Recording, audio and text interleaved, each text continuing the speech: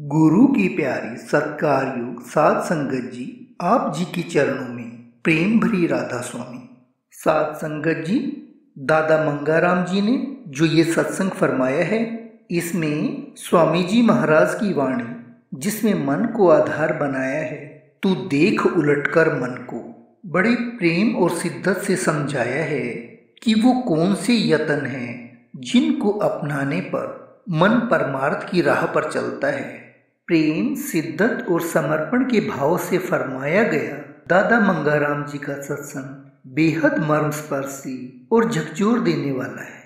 आइए प्रेम पूर्वक सुनते हुए सत्संग का लाभ उठाते हैं और दादा मंगाराम जी का हृदय की गहराइयों से अभिवादन करते हैं। तू देखे उलटे करे मन में, क्यों फिरे भटकता बन में। तू देखे उलटे करे मन में, क्यों फिरे भटकता बन में। यह श्री अरूप स्वामी जी महाराज की वाणी है। संतों के वाणी के अंदर कोई कथा, कोई कहानी, कोई रोचक बात नहीं है। हर एक महात्मा ने अपने अनुभव के बारे में जो उन्होंने अपने सद्गुरु के दया और कृपा से पाया, उसको हमारे साथ शेयर करके वाणी के रूप में लिख के गए, और इस भावना से लिखे गए हैं कि कोई चेत करके पढ़े, कोई चेत करके सुने और उसको अपने जीवन के सही मकसद का पता लगे, उस तरफ चलने की कोशिश करे और हमारी तरह सदा के लिए खुशहाल और निहाल हो जाए।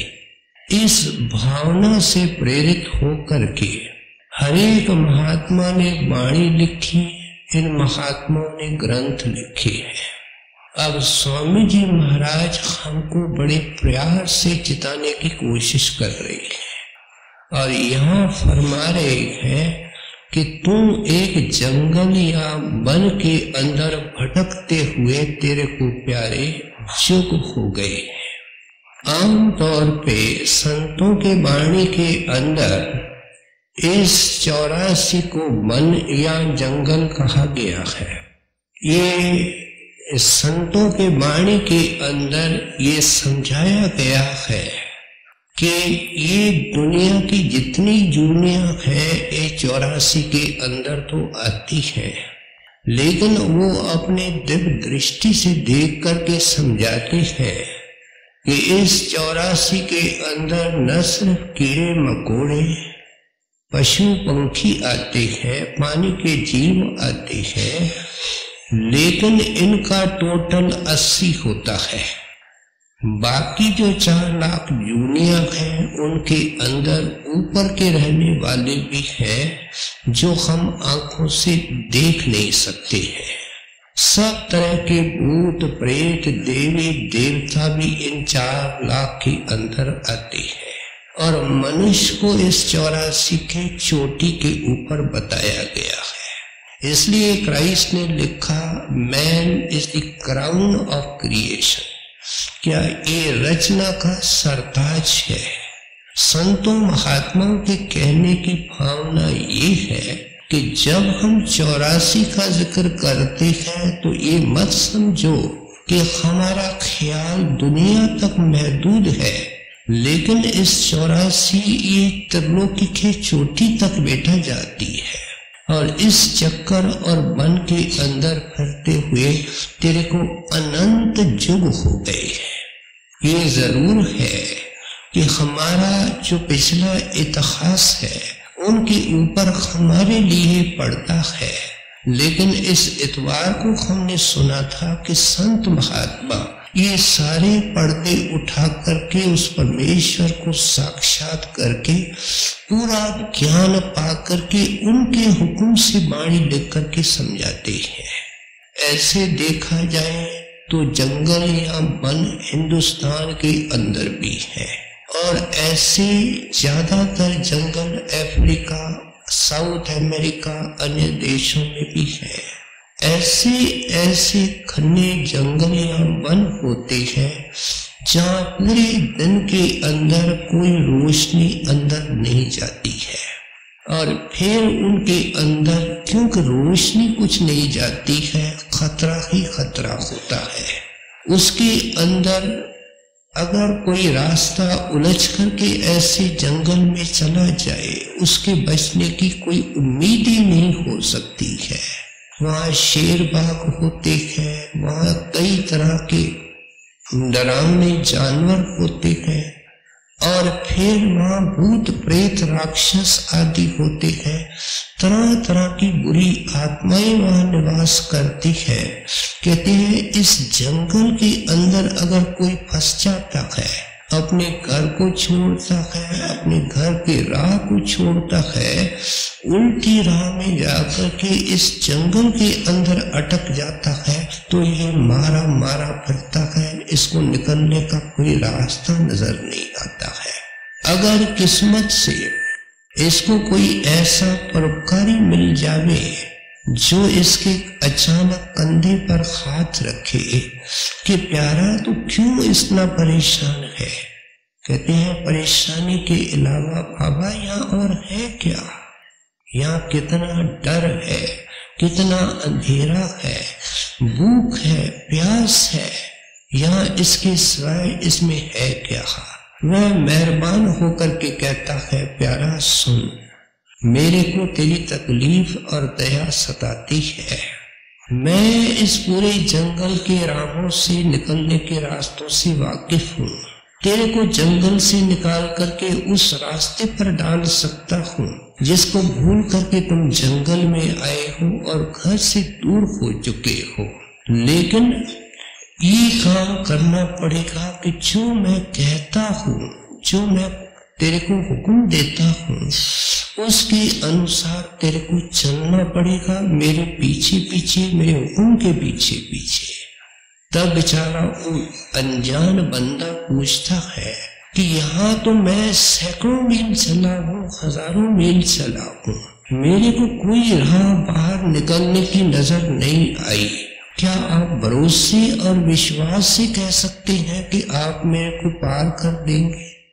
उस बेचारे को इसके अक्ल पर अफसोस आता है और वो कहता है प्यारे देख, ये सामने जो खोपड़ियां पड़ी है, हड्डियां पड़ी है, ये उन लोगों की है जिन्होंने मेरा कहना नहीं माना है। मैंने चिताया सबको है, समझाया सबको है, मैंने मदद करने की कोशिश की है, लेकिन उन्होंने कहना नहीं माना है। अगर तू मेरा कहना मानेगा, मैं निश्चित रूप से इस भयंकर जंगल से तेरे को बाहर कर दूंगा। और फिर वह अच्छी तरह समझाता है कि मैं जानता हूं कि इस जंगल को पार करना, इसके खतरनाक हिस्से से निकलना बहुत मुश्किल है, लेकिन फायदे की एक प्लस पॉइंट ये है कि इस 84 का खतरनाक हिस्सा तो पहले पार कर चुका है, जिसका तुझे ज्ञान नहीं है। क्या अर्थ है कि मनुष्य चूल्हा इस सारे 84 के बाद मिलता है, और ये आसान में आसान एक तरीका है, अवसर है, जिसके अंदर ये निकल सकता है। वह परोपकारी समझता है कि थोड़ी हिम्मत करनी पड़ेगी, मेरी आज्ञा माननी पड़ेगी तो बाहर हो जाएगा, मेरे ऊपर भरोसा रख। वह बेअकल इंसान जो हम लोग यहाँ बैठे हैं, उनको कहते हैं कि मैं तो थक करके बहुत व्याकुल हो गया हूँ, मेरी टांगे अभी जवाब दे रही है, आप मुझे जरूर चलाएंगे, मेरे से चला नहीं जाता है। वो कहता है प्यारा तू चल सकता है, तेरी टांगों के अंदर बल डालने वाला वो परमेश्वर हो जाएगा। अगर फिर भी तू ऐसा थक गया, तुम चिंता मत करो, फिक्र मत करो, भरोसा रखो, मैं तेरे को कंधों पर उठा करके पार कर दूंगा। लेकिन अगर तुम आज्ञा के अंदर रहोगे, हुक्म के अंदर रहोगे, तो मैं निश्चित रूप से इस भयंकर जंगल से तेरे को बाहर कर दूंगा। अगर वो परोपकारी के पीछे चलता है, न सिर्फ वो हमारे को राह दिखाता है, लेकिन हथियार भी देता है, हथियारों से लैत नहीं करता है, हथियारों का प्रयोग करना सिखाता है कि कोई भी ऐसी भयंकर शक्ति आवे तो उसको पूरी तरह मुकाबला कर सकता है।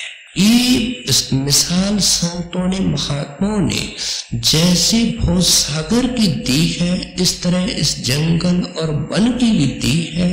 जब उन्होंने 84 का वर्णन किया है, आवागमन का वर्णन किया है, सो इसलिए स्वामी जी महाराज फरमा रहे हैं, क्यों भटकता वन में?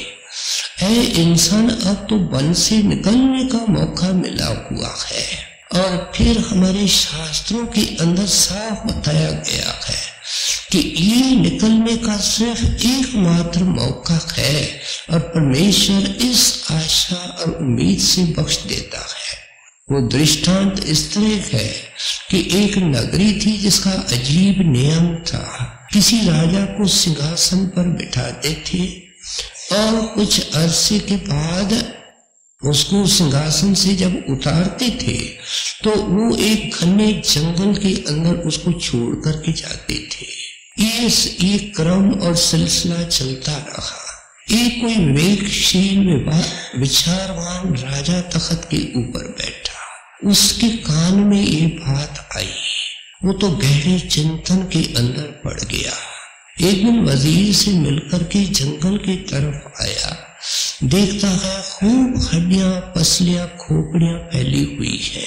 वजीर से पूछता है, भाई ये किसकी खोपड़ियां, हड्डियां है?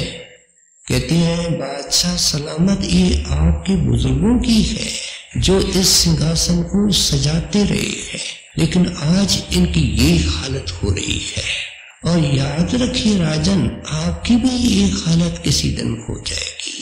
राजा तो ठंडा हो गया, सोच विचार में लग गया। उसके मन पे सबसे बड़ा काम जो आ गया वो इस जंगल से छुटकारे पाने का आ गया। उन्होंने सोच सोच करके बड़े बड़े इंजीनियर बुलाए, आर्किटेक्ट बुलाए, और राजा था, उसका हुक्म चलता था। उसने कहा कि इस जंगल को पूरी तौर पे काट दो। जंगल की सफाई होने लगी और फिर ये हुक्म हुआ कि एक ऐसा नक्शा महल का बनाओ जो मेरे इस महल से भी अच्छा हो, और जल्दी जल्दी से उसको तैयार करो। ये राजा था, हुक्म की पालना होने लगी और जल्दी से वो महल खड़ा हो गया।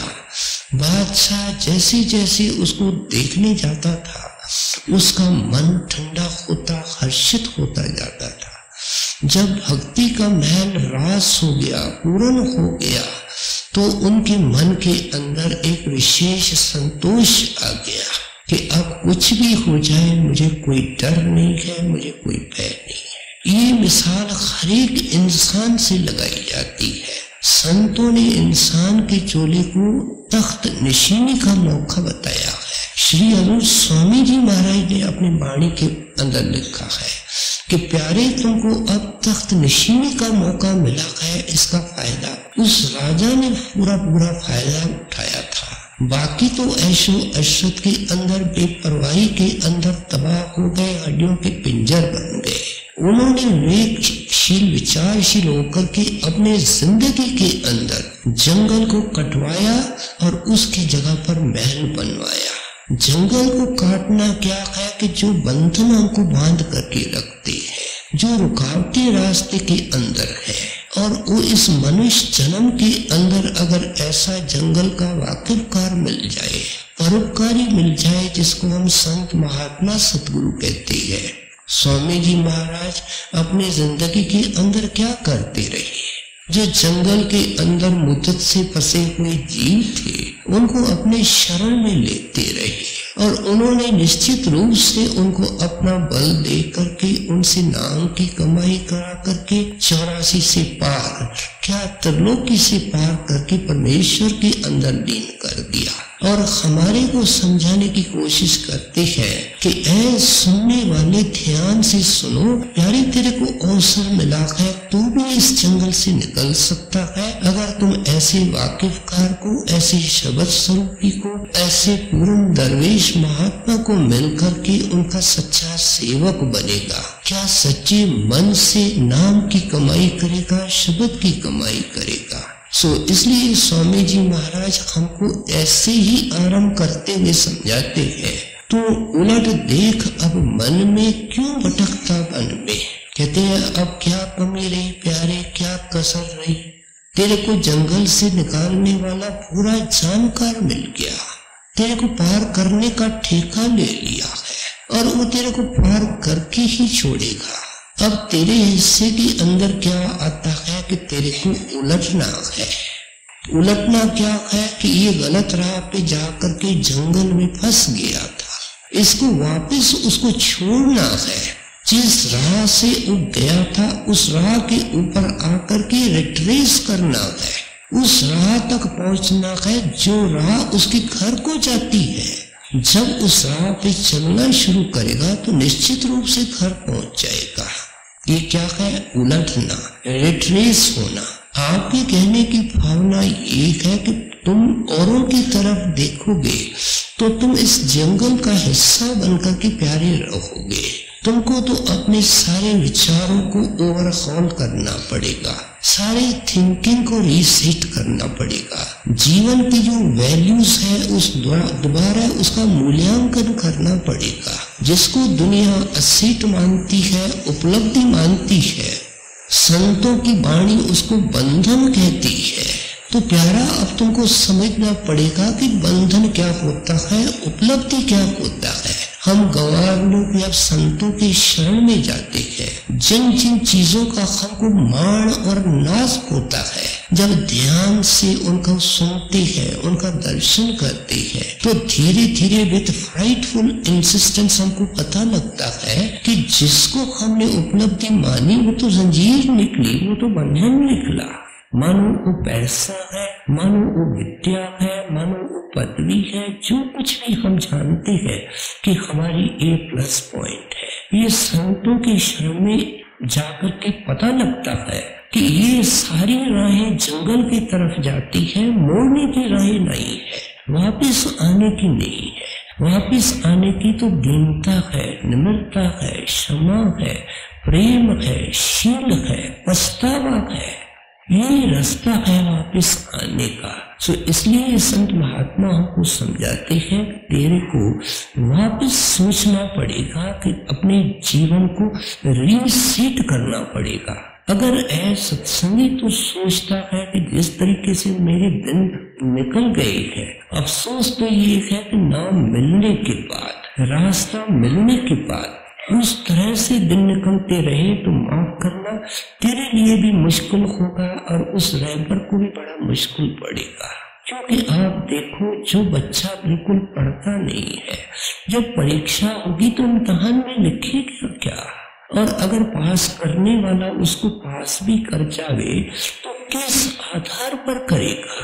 कुछ लिखेगा, कुछ सवालों का जवाब देगा तो वो अपनी दया जोड़ करके थक्का दे करके उसको निकाल सकता है। इसलिए हमको इस नतीजे पर लाते हैं कि तेरे को सारे जीवन को अब अच्छी तरह पहचान करना पड़ेगा। एक एक अपने विचार की चौकीदारी करनी पड़ेगी। हर एक कर्म को जिसको तू अच्छा मानता है उसको गहराई से परखना पड़ेगा। जो तू कर्म करता है उसको उल्टाना पड़ेगा। इसलिए आगे चल करके स्वामी जी महाराज ये समझाते हैं कि ये कौन सी राह है जिसको हम छोड़ करके उलझ गए हैं और कैसे उसके ऊपर वापस आकर के उस राह के ऊपर चल करके उनका साथ लेकर के, संग लेकर के, बल लेकर के अपने घर को पहुंच सकते हैं। तू देख उलट करे मन में क्यों फिरे भटकता बन में,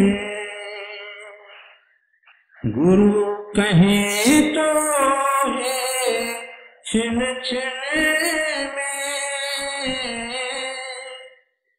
तू सिमर नाम निस दिन में। अब हमारे शास्त्र कहती है कि बच्चा जब माँ के पेट में आता है तो जब इसके अंदर सूरत उतारी जाती है, आत्मा शरीर में डाली जाती है, तो ये तालू के जरिए रास्ते से इसके अंदर डाली जाती है। वो आत्मा तो अनंत प्रकाश का भंडार है। वो आकर के इसके मस्तिष्क से टकराती है और इसके सारे शरीर को चेतन करती है। उस वक्त इसके ऊपर कोई पिछला कर्म नहीं है और ये वहां उसको बनाने के लिए, रखने के लिए परमेश्वर अपनी दया से उसको प्रकाश देता है, उसको रोशनी देता है। हम ये जानते हैं कि उस दुख से निकल करके जब बाहर आता है, उससे पहले ये वायदा करके आता है कि भगवान निकालो। मैं अब समझता हूँ कि मेरा लक्ष्य ये रोशनी है, मेरा लक्ष्य ये कीर्तन है। मैं इस नाम को, इस शब्द को, इस प्रकाश को एक क्षण भी नहीं छोड़ूंगा। लेकिन जब बाहर आता है, आंखों से देखता है, कानों से सुनता है, इसका संबंध पिता माता और घर वालों से जुड़ता है। जब ये घर से बाहर निकलता है, इसके बंधन बढ़ते ही जाते हैं। और आज हम कहाँ कहाँ बिके हैं, आज हमारा मन कहाँ कहाँ गिरवी है, ये हमको पता है कि दिन भर हमको उनके ख्याल कितने आते हैं। जो जो ख्याल हमको आता है वहाँ हम बंधे हुए हैं, वहाँ हमारी मन आत्मा गिरवी पड़े है। सो इसलिए कहते हैं कि जिस तरीके से तू फंसे हो, उस तरीके से तू वापस आ सकते हो। हम कई बार स्वामी जी महाराज की इस कड़ी को सुन चुके हैं। सूरत तो दुखी रहे हम जानी, जा दिन से शब्द विसारा मन संगियारी ठानी। एक लाइन के अंदर न सिर्फ हमारी बीमारी का कारण है, लेकिन एक लाइन के अंदर उसका इलाज भी है कि ऐ आत्मा तूने जब शब्द का पल्ला पकड़ा और मन की दोस्ती की, तब से तुम्हारे दुखों का इतिहास क्या, जंगल की जिंदगी शुरू हो गई, 84 शुरू हो गई, आवागमन शुरू हो गया। अब इलाज भी एक है कि मन की संगत छोड़ दे और उस शब्द का पल्ला पकड़ दे। शब्द का पल्ला कोई पकड़ नहीं सकता है। स्वामी जी महाराज जैसा समर्थ महात्मा मिले, कृपा करे, वो अपनी दया से हमारी टूटी हुई तार जोड़ सकता है। दुनिया के किसी यत्न से ये नहीं हो सकता है। त्रिलोकी का कोई महात्मा ये नहीं कर सकता है जिसने आत्मा नहीं देखी, क्योंकि त्रिलोकी के महात्मा ने तो अपनी आत्मा नहीं देखी। वो हमारी आत्मा का कनेक्शन शब्द से कैसे कर सकता है? सिर्फ वो सक्षम है, वो समर्थ है जो इस जंगल से खुद निकल चुका है, 84 को पार कर चुका है। कहते हैं ऐसा महात्मा तेरे को जब अपनी शरण दे तो वो कोई खाने पीने का, माथे टिकवाने का, भेंट लेने का कोई तेरे से रिश्ता नहीं जोड़ेगा। उसके अंदर एक लफ्ज आता है, वो स्वार्थ है। दुनिया में दो ही काम होते हैं, एक परमार्थ है, दूसरा स्वार्थ है। हमने तो परमार्थ देखा तक नहीं है, हम तो हर तरीके से स्वार्थ में है। अव्वल नंबर के ये स्वार्थी हम हैं और चारों ओर हमारे स्वार्थी लोग घेरे रखते हैं। परमार्थ आंखों से ऊपर शुरू होता है, जहाँ जंगल के बाहर राह निकलती है, और वो प्रकाश और कीर्तन से शुरू होता है। लेकिन उस राह में आ कैसे सकते हो? कहते हैं गुरु कहे तो छिन्न में तू नाम सिमर निस दिन में। कहते हैं वो तेरे को कमाया हुआ नाम देता है। ऐ बहन भाई सत्संगी, तेरे को याद होगा कि गुरु के पास तुम कुछ लेने नहीं गए थे, तुम तो मुक्ति लेने गए थे, छुटकारा लेने गए थे। तेरे अक्कल के ऊपर अफसोस आता है कि तुम ग्राहक किस चीज के बन के गए थे और अब तक तुमने उनसे क्या मांगा है। हर एक सत्संगी अपने अंदर झांक करके देखे, हमने मांगी है सेहत, हमने मांगी है समस्याओं का हल जो दुनिया के अंदर है, हमने अभी तक गुरु से नहीं मांगा, हमने वो रास्ता नहीं मांगा जो उस परमेश्वर को जाता है। अगर मांगा होता तो हमारी हालत ही कुछ और होती। मांगने वाले का दोष है। कहते हैं वो मांगना क्या है, वो जो तेरे को सबक दिया गया है, छोटा सा सबक गुरु खुद याद कराता है। जैसे स्कूल के अंदर शिक्षक बच्चे को पाठ याद कराता है, गुरु नाम बोलता है, कहता है मेरे पीछे बोलो। उस घड़ी को याद रखें, उस वेले को याद रखें कि उन्होंने हमको किस तरीके से याद कराया था, क्या समझाया था कि तुम उस शब्द को पकड़ोगे जो घर को जाता है, लेकिन इस सिमरन को कर करके, इस सबक को याद करके जा सकता है। और उन्होंने जो सिमरन हमको सिखाया था वो बड़ी सहज से सिखाया था, धीरे धीरे सिखाया था। जिस तरीके से उन्होंने सिखाया था उस तरीके से सिमरन करना है। अच्छी तरह उन्होंने उस समय समझाया था कि आंखों के बीच में आत्मा और मन की गांठ है, जड़ चेतन की गांठ है। जागृत अवस्था में भी इंसान के मन और आत्मा की सीट आंखों के बीच में होती है, वहां अपने वृत्ति को टिकाना है।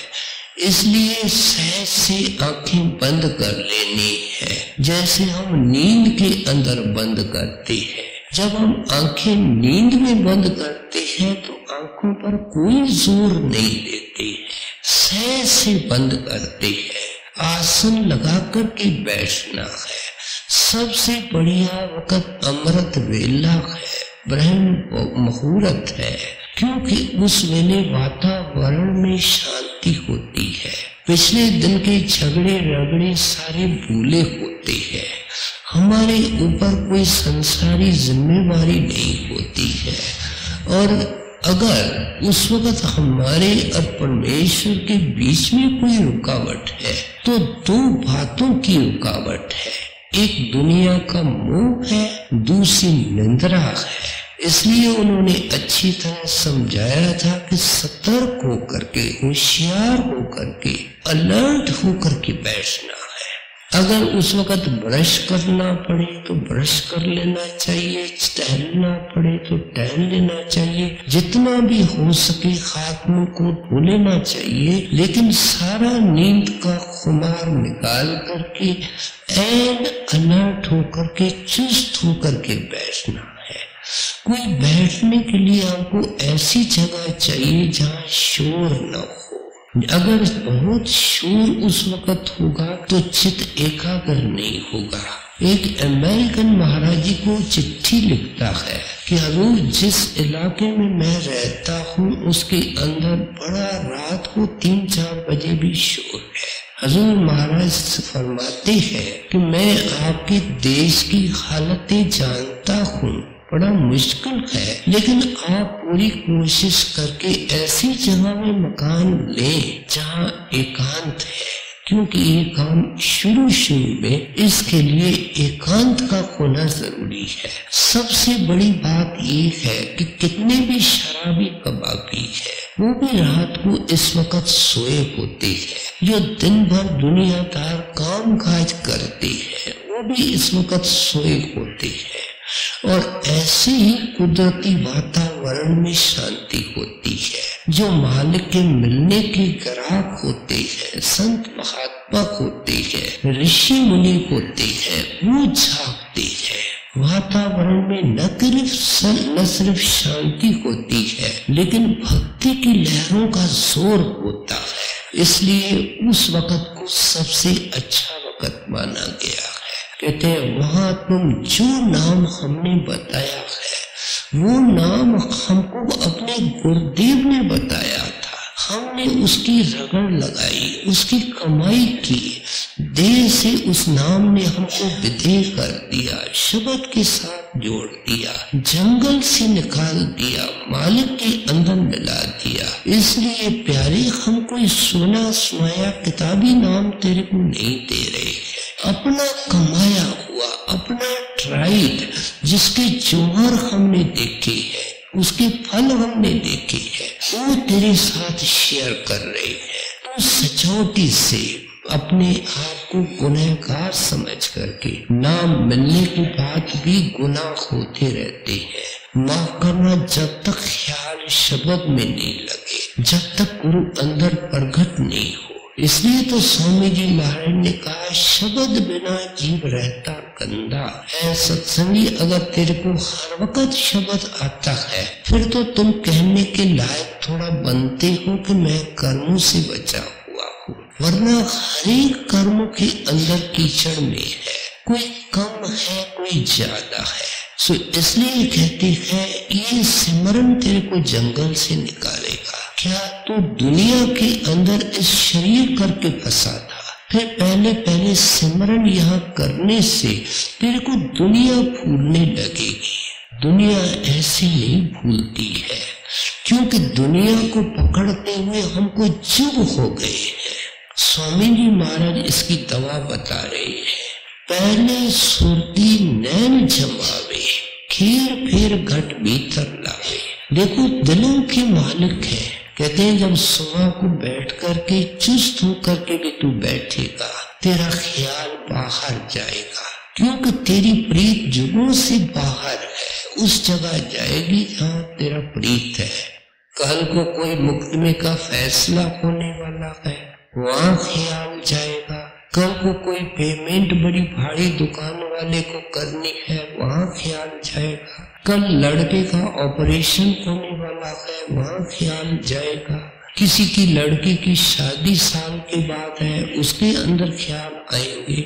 संत महात्माओं को तरीके से समझाते हैं कि प्यारे, मन को समझा कि ये काम इस वक्त तो तू नहीं कर सकता, ये किसी वक्त करने हैं। इस वक्त तो इन सारे कामों को छोड़ करके बैठा है, अगर तू इनके बारे में सोचेगा तो क्या होगा।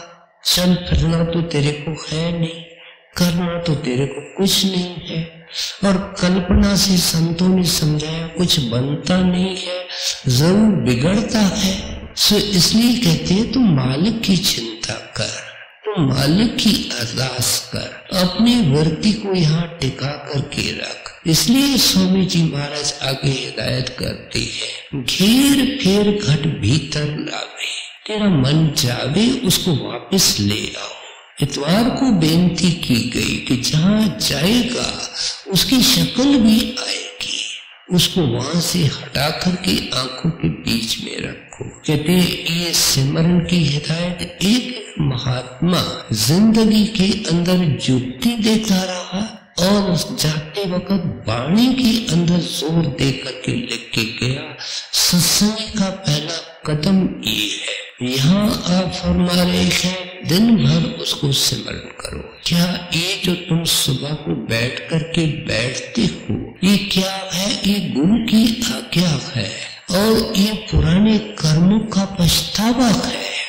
हजूर महाराज फरमाया करते थे, repent, the kingdom of God is eight hand. कहते यहाँ जो हम सिमरन करते हैं, भजन करते हैं, ये अपने पिछले हुए कर्मों का पछतावा है, गुनाहों का पछतावा है। अगर तुम सचौटी से करोगे, प्यार से करोगे, तो क्या है? किंगडम ऑफ इस गॉड इज एट हैंड।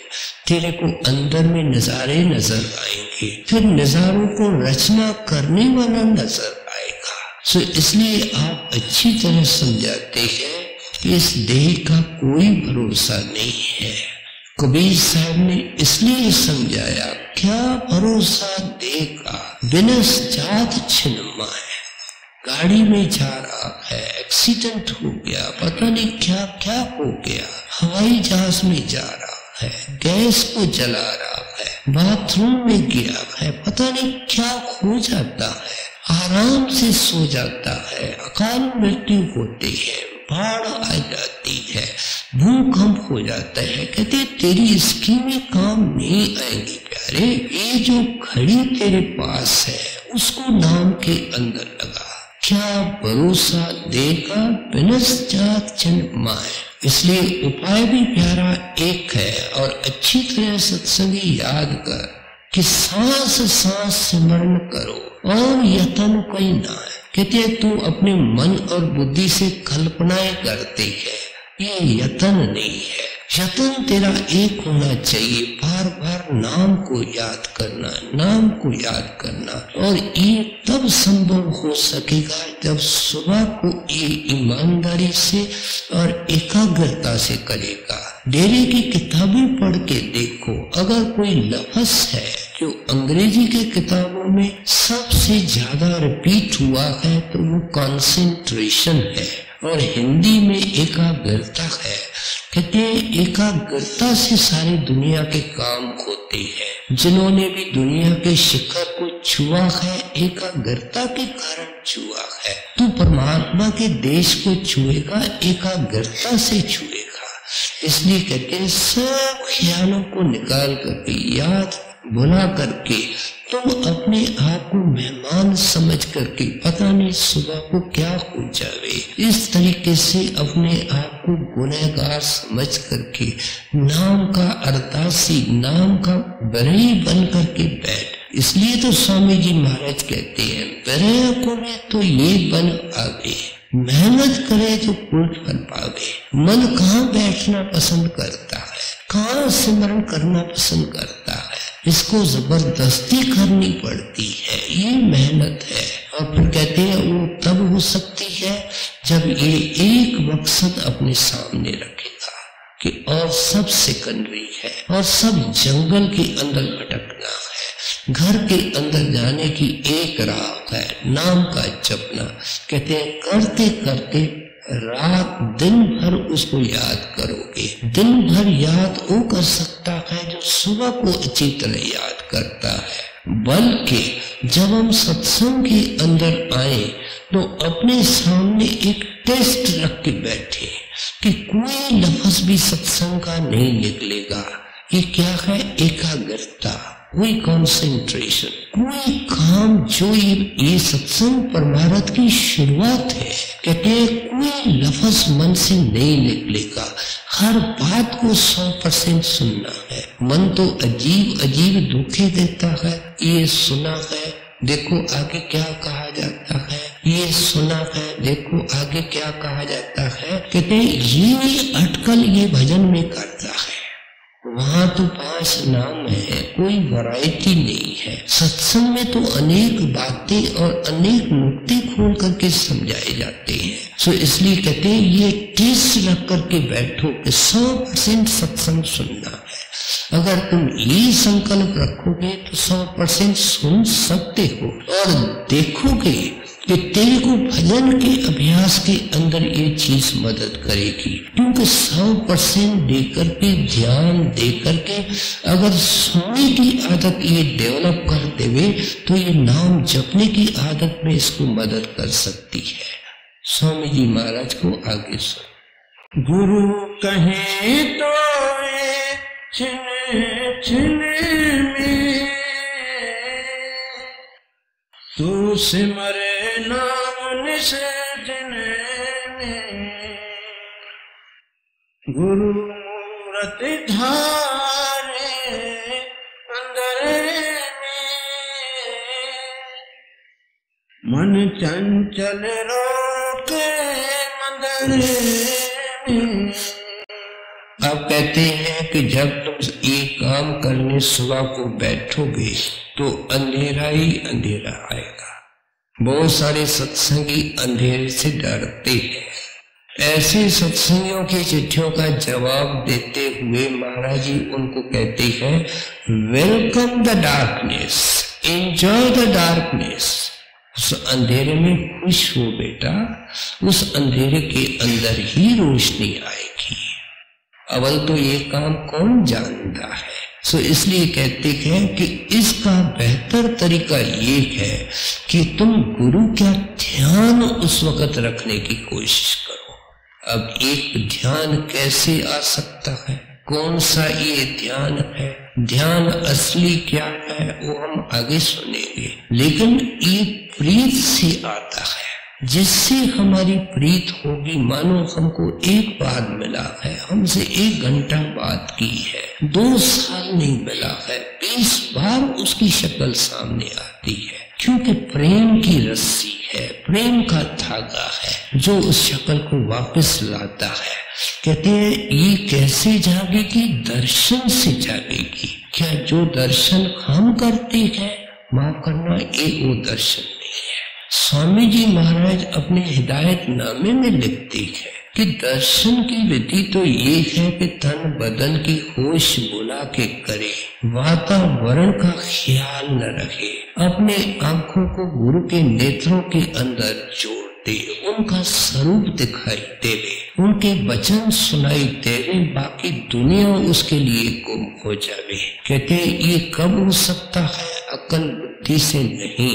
जब 2 साल 4 साल 10 साल ये अभ्यास करेगा, देखेगा मैं ऐसे दर्शन करने के अंदर भी कामयाब होता हूँ। अभी जिक्र आया कि ये एकाग्रता मार्ग है, दर्शन करने के अंदर भी व्यक्ति को एकाग्र करना पड़ता है। ऐसे प्रेमी मिलते हैं जो अनेक प्रकार के दर्शन करते हैं। इसलिए तो महात्मा ने लिखा, गुरमूरत देखी तन तैसी, जाकी भावना जैसी। क्या जब स्टेज पर गुरु आता है, दर्शन देता है, तो सब एक जैसा दर्शन नहीं करते हैं। स्वामी जी महाराज की एक सेवका थी। स्वामी जी महाराज साक्षात बैठे हैं, सत्संग कर रहे हैं, लेकिन रो रही है।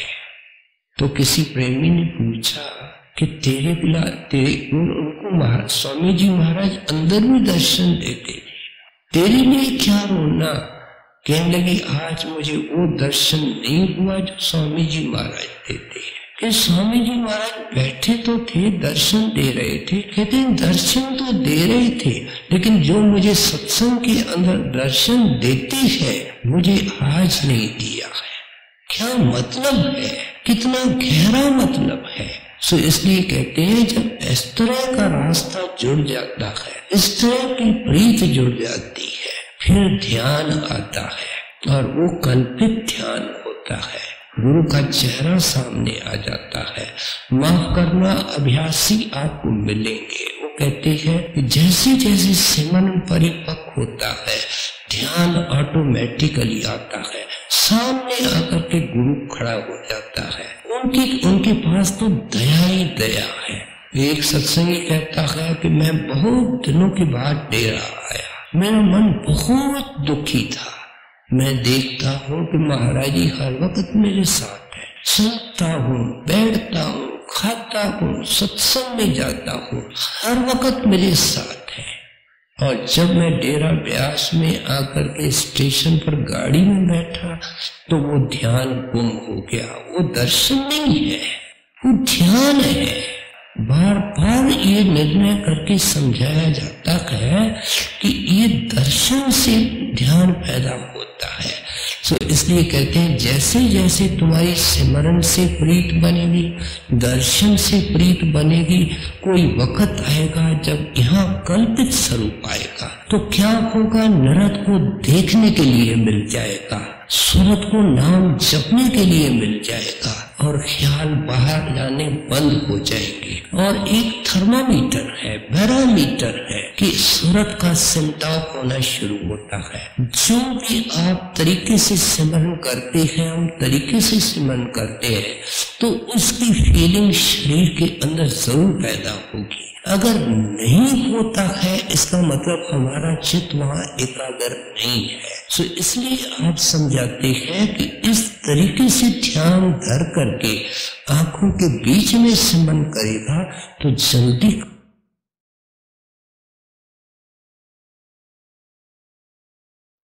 गुरुमूर्ते धारे अंदरे में मन चंचल रोके मंदर में फिर सूरत लगा सुन डरे तू धस जा ब्रह्म अंधेरे में। कहते हैं पर अंधेरा नहीं रहेगा। गुरु की जो ध्यान अगर आता है तो प्रकाशमय हो जाएगा, अगर ध्यान नहीं भी आता है तो प्रकाश आ जाएगा। थोड़ा थोड़ा शुरू होगा, जैसे जैसे एक प्रकाश तो वहां मौजूद है। संत आंख बंद करते हैं, हमारे तरह नहीं होते हैं, वो तो प्रकाश के सागर में लहराते हुए सागर में होते हैं। तो इसलिए कहते हैं प्रकाश तो वहां मौजूद है। तेरी दुनिया के प्रीत ने अंधेरा पैदा किया है, कर्मों ने अंधेरा पैदा किया है। कहते हैं वहां प्रकाश आ जाएगा जब ये सिमरन चल पड़ता है और अच्छी तरह चल पड़ता है, ध्यान आने लगता है, तो दोनों के साथ शब्द जुड़ा हुआ है। शब्द भी अंदर से गूंज फेंकना शुरू करता है, बताना चाहता है कि गुरु ने जो कहा है वो सच है। वो आवाज कई प्रकार की आती है। हजूर की हिदायत संगियों की चिट्ठियों में यही है कि जो भी आवाज आती है उसको कानों के जरिए सुनना शुरू में हो सकता है, लेकिन वो आवाज आंखों के बीच में है, शिव नेत्र में है, थर्ड आई से आती है, वहां सुनने की कोशिश करो। कहते हैं फिर शब्द आना धीरे धीरे शुरू होगा। ये क्या है? भजन की रसदायक अवस्था। ये चाहता है मैं बैठा रहूं, और दुनिया में खूरा है, दुनिया में भट्टी है, दुनिया में दुख और कलेश है। ये ऐसी अवस्था में मन चला जाता है। कहते हैं फिर कोई ऐसी शुभ घड़ी आती है जब गुरु दीन दयाल देखता है कि ये मेरा बन गया है, ये नाम का बन गया है। वो ब्रह्म रंदर खोल देता है, खिड़की खोल देता है, दरवाजा खोल देता है और इसको अंदर बुला लेता है। सत्संगी बहुत शर्मसार होता है क्योंकि ये एहसान चुकाने के लायक नहीं रहता है। कहते हैं मेरे हाथ पर भी गुरु ने, मेरे कंधे पर हाथ भी गुरु ने रखा था, मानो कोई आदमी मिला था, कोई सत्संग मिला था, कोई पुस्तक मिली थी, लेकिन हाथ तो उसने ही रखा था, बुलाया उसने, और मैंने तो कुछ भी नहीं किया है। और यहाँ आकर के मैं देखता हूँ ये क्या चीज है, उसका जिक्र आगे करते हैं। फिर सूरत लगा सुन डरे में, तू धस जा ब्रह्म अंधेरे में। चुप बैठो गगन कंदरे में, मन खेच धरो धुने धरे में। कहते हैं गुरु को देख करके ये हैरान रह जाता है।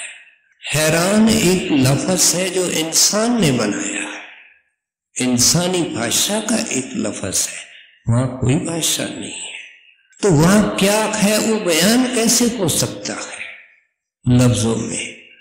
इतना ही कहा जाता है कि ये दंग रह जाता है, ये सुन हो जाता है, ये शर्मसार हो जाता है, ये खुशी से रोता है, ये अफसोस से रोता है, लेकिन उसको पे करने के काबिल ये नहीं रहता है। फिर गुरु को देख देख करके जैसे बर्फ अपने आप पिघल जाती है, क्योंकि बर्फ की असलियत क्या है? पानी।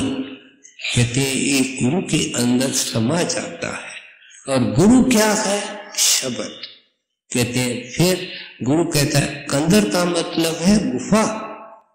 कहते हैं ये अंदर जाने में बहुत मुश्किल है, सांकड़ा रास्ता है, लेकिन जैसे जैसे ये बाहर ऐसी गुफाएं हैं, अजंता है, एलोरा की गुफाएं हैं जिनका मुंह बहुत छोटा होता है, लेकिन अंदर तो जाओ तो विशाल अंदर कुछ बना होता है। कहते हैं अंदर सारी विशाल रचना वो अंदर है, और गुरु तेरे को कहेगा ये घंटे की धुन में अपना मन रख दे। कहते हैं वहां गुरु तेरा है और तू गुरु का है, क्योंकि गुरु का रूप शब्द है। एक विदेशी बड़े हजूर महाराज के पास आया, कहते हैं हजूर मेरे को तो आपसे कई बातें करनी है और आप तो बड़े बिजी हैं, आप कोई मुझे ऐसा वक्त दे दें कि मैं जी खोल करके आपसे बात करूं और आप भी फ्री हो। तो महाराज जी मुस्कुरा के कहते हैं इस दुनिया में नहीं, ये अंदर हो सकता है, क्योंकि अंदर उसको देखने वाला भी कोई नहीं है। बाहर तो देखता है फलाना मिल रहा है, हाथ जोड़ रहा है, बेनती कर रहा है, वहां गुरु इसका है, ये इसका है, बल्कि ये रहता ही नहीं और वहां कोई संसारी बात करने के लायक ये रहता नहीं। ये तो सोच रहा था मेरी संसारी बोझ है जो मैं बताऊंगा, वहां सारे बोझ भुला करके तो अंदर की टिकट मिलती है, अंदर जाने की परमिट मिलती है, अंदर की बात होती है। अगर किसी सत्संगी का होगा मेरी ये बात आप अंदर जाते हो पूछ के आओ, माफ करना वो कभी नहीं पूछ सकता है। अगर पूछने की कोशिश करेगा तो अंदर नहीं जाएगा, क्योंकि अंदर ये बातें नहीं होती है। ये गुरु की कृपा है, किसी को अंदर बताने वो अलग चीज है। सो इसलिए आप कहते हैं कि तुमको उस शब्द के साथ जोड़ करके, ये क्या है, अब हम पूरे जंगल से निकल आए, जिस रास्ते को हमने छोड़ा था आत्मा ने शब्द का पल्ला छोड़ा था। अब शब्द का पल्ला शुरू में पहले मुट्ठी में आया है और वो घंटे की धुन है, शंख की धुन है। कहते हैं उसको सुनता सुनता ये आगे बढ़ता है। चुप बैठो गगन तंद्रे में, मन खेच धरो धुन धर में, तुम सुरत जमाओ सुन में, भरमो मत तीनों गुण में, क्यों पड़ो जाए अवगुण में, मत गिरो जाए दोषन में। देखो फिर हमारे जीवन की तरफ आते हैं। कहते हैं माफ करना अच्छी तरह अपने मन के पटल पर अच्छी तरह बिठा दो, अंकित कर दो कि ये तेरा काम कदाचित नहीं होगा। तुम सारे अवगुणों के बंडल लेकर के अंदर नहीं जा सकते हो। प्यारी बहन, सत्संगी भाई, अच्छी तरह सुन ले। इसलिए जितना हो सकता है, जो हो चुका है वो बीता हुआ इतिहास है। इसके बाद फूंक फूंक करके चल। किसी को कड़वा मत बोल, किसी को ऊंची आंख मत दिखा, हाथ जोड़ना सीख, झुकना सीख, निम्रता सीख, क्योंकि साहिब सुहाग का टीका सिर्फ इन आदर्शों के ऊपर जो चलता है उसको लगाता है। सो इसलिए कहते हैं, ये बड़े महाराज सत्संग में कहते थे कि अगर भाई भजन आप लोगों का नहीं होता है तो सेवा करो, सेवा सबों की समझ के करो। कहते हैं अब ये सेवा भी करता है तो अनाड़ी बोल पड़ता है कि मैंने इतनी सेवा की, मेरी कोई कदर नहीं है, यहाँ तो पता नहीं क्या लोग कर रहे हैं, कोई कहना नहीं मानता है, फिर मैं इतना बड़ा आदमी हूँ, मुझे सेवा किस किस्म की दी है, मैं इतने खानदान का बड़ा हूँ और मुझे क्या सेवा दी गई है। कहते हैं दरवाजा नहीं खुलेगा प्यारे। कहते हैं अवगुणों के अंदर गिरना है, इस अवगुणों के गिरने से तुमको बचना है। क्या ये जीवन के अंदर जो हमारी लाइन ऑफ थिंकिंग है, लाइन ऑफ एक्शन है, वो मेडिटेशन के साथ जुड़ी हुई है। हम मेडिटेशन को, भजन को अलग और जीवन को अलग मेहरबानी करके अच्छी तरह समझ जाए कि नहीं कर सकते। पहले जीवन को स्ट्रेटिंग करना पड़ता है, सीधा करना पड़ता है, उसके बाद ही मन सीधा होकर के अंदर जा सकता है। क्यों पड़ो जाए हो गुन में, मत गिरो जाए दोषन में।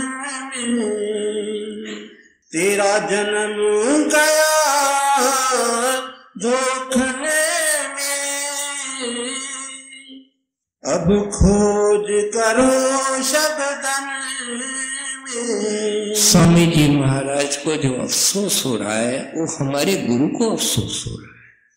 कहते हैं तेरे को शब्दों की खोज करने के लिए नाम दिया गया। वो शब्द क्या है वो अच्छी तरह जिसों का नाम दिया अच्छी तरह समझाया कि 5 देश है, 5 प्रकार के शब्द है, 5 प्रकार की रोशनी है। ये तो मुख्य स्टेशन है। पहले स्थान पे कहा जाता है 10 प्रकार का अनाथ है, उससे छांट करके आपको शब्द घंटे का लेना। ये तो केवल मुख्तसर थोड़े में बता देते हैं, संक्षेप में बताते हैं। सो इसलिए कहते हैं जो चीज तुझे शब्दों के अंदर खोजनी थी तू तो दुनिया के अंदर खोज रहा है और दोषों के अंदर दिन रात जा रहा है। आगे समझाते हैं वो दोष कौन से। तेरा जन्म गया धोखने में, अब खोज करो शब्दन में। नित करे विलास संतन में, मत पचो मान और धन में। कहते हैं ये दोष, ये मान का भूखा है कोई बहन, है कोई बहन भाई सत्संगी और दावा से कहे कि मैं इज्जत नहीं चाहता हूं, मान नहीं चाहता हूं। 20 साल के हम सत्संगी हैं, 30 साल के हम सत्संगी हैं। कहते हैं अजीब आदमी है, कुर्सी ऑफर नहीं की, चाय की प्याली की इसको मर्यादा नहीं है। कहते हैं कि मान का भूखा अंदर जा सकता है जिसने अपने आप को मिट्टी बनाना है, खाक बनाना है। कहते हैं ये सब जिन चीजों को हम जन्मों जुगों से चाहते हैं, सारी प्रोसेस को रिवर्स करना चाहते हैं। इसलिए तो मुश्किल है परमार्थ, ये कोई आसान नहीं है कि मन जिस रास्ते के अंदर, जंगल के अंदर जुगों से भटका है उसको निकालना और उस रोशन राह में लाना कोई आसान नहीं है। गुरु तो अपनी मुट्ठी का जोर लगा रहा है लेकिन ये उसका फायदा नहीं उठाता है।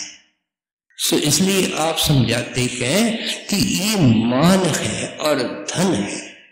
आज हर एक सत्संगी का गुरु अगर सच्चा बना हुआ है तो धन बना हुआ है, माफ करना कहना पड़ता है। हर एक धन की पूजा कर रहा है, धन का ध्यान है, धन का सिमरन है, धन को अर्जित कर रहे हैं, धन के पीछे दौड़ रहे हैं। गुरु के पीछे कौन जाता है? पास पड़े हैं, पीटीओ पड़े हैं, पैसे खूब हैं, दर्शन की फुर्सत नहीं। जरा सी उसको बिजनेस की लज्जत आ गई, वो सत्संग छूट जाता है, सेवा छूट जाती है, दर्शन छूट जाता है। पैसे का गुलाम बन गया, पैसे का पुजारी बन गया। कौन उसको गुरु का शिष्य कहता है? कामी का गुरु कामनी, लोभी का गुरु दाम। मैं कोई अपनी तरफ से कुछ नहीं कहता। कबीर साहब कहते हैं लोभी का गुरु दाम है, पैसा है। बड़ी वो जुबान से कहे कि मेरा गुरु ब्यास में रहता है। तो इसलिए कहते हैं ये सारे जंजाल हैं, ये सारे बंधन हैं जिसको आप प्रारंभ के अंदर जंगल की राहें कह के आए। कहते हैं ये को हटने का मार्ग है, तू तो उसके अंदर वापस जा रहा है। गुरु इसको पकड़ पकड़ के जंगल से निकालने की कोशिश करता है, ये जंगल के अंदर वापस जाना चाहता है। कहते हैं वो क्या है? वो मान और धन है, उसका भूखा है। वर्षों के सत्संग को सुनने का इसने विषय बनाया। क्या ये आज जो कुछ हम सुन रहे हैं ये सुनने का विषय है? एक लाइन है, विचारे। ये कुछ चिंतन का विषय है, कुछ करने का विषय है। ये स्वामी जी महाराज की भावना है। ये वाणी कोई पढ़ने के लिए नहीं छोड़ के गए, ये वाणी कोई सुनने के लिए नहीं छोड़ के गए, ये चिंतन के लिए, अमल करने के लिए छोड़ के गए। हित करे विलास संतन में, मत पचो मान और धन में, मन इंद्री बस करे तन में, तू लग रहो इसी जतन में, बस आवे ये कोई दिल में, फिर सुनो नाद सर मन में। कहते हैं सत्संगी अच्छी तरह कान खोल करके सुन, कामयाबी तेरी हो। मन हारेगा अगर तुम गुरु की मदद लेगे। गुरु की मदद कैसे लेनी है अच्छी तरह समझा के आए।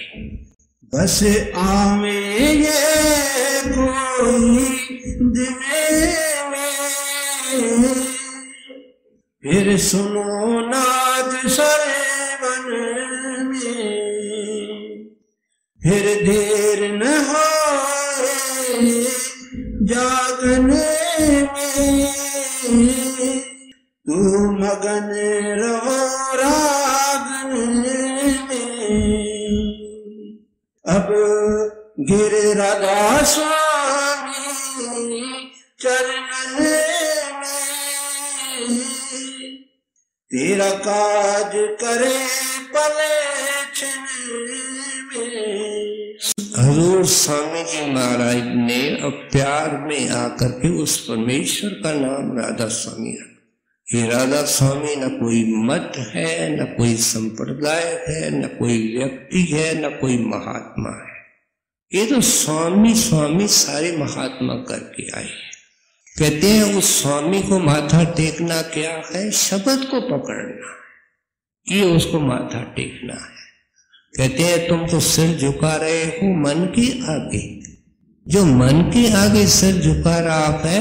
कहते हैं अब गिरो राधा स्वामी चरणन में। भाई चलो इस इतिहास को भी छोड़ो, क्योंकि पिछली चिंताओं को लेकर के बैठोगे तो वर्तमान खत्म हो जाएगा। अब कहते हैं इसके बाद ये क्या है? कल करे सो आज का, आज करे सो अब। देखो किस तरीके से वाणी लिखी है। कहते हैं अगर तुम ये सोचता है कि आज सुना है कल से करूंगी, कबीर साहब नहीं मानते। कहते हैं आज करूंगा, ये भी नहीं मानते हैं। कहते हैं अब क्या सत्संग के बाद सिमरन करना है, घर जाते हुए सिमरन करना है, बातों में उड़ा देते हो, बाजार की शॉपिंग में उड़ा देते हो, दुनिया के बोझ लेकर के दौड़ता दौड़ता तो सत्संग में आता है। सत्संग के बाद क्या करना है? वो बोझ पहले ही दिल पे चढ़े होते हैं। कहते हैं जग खाते रहो, जंगल में पड़े रहोगे, रोशनी नहीं देख सकते। जिस जगह गुरु ले जाना चाहते हो वहां नहीं जा सकते हो।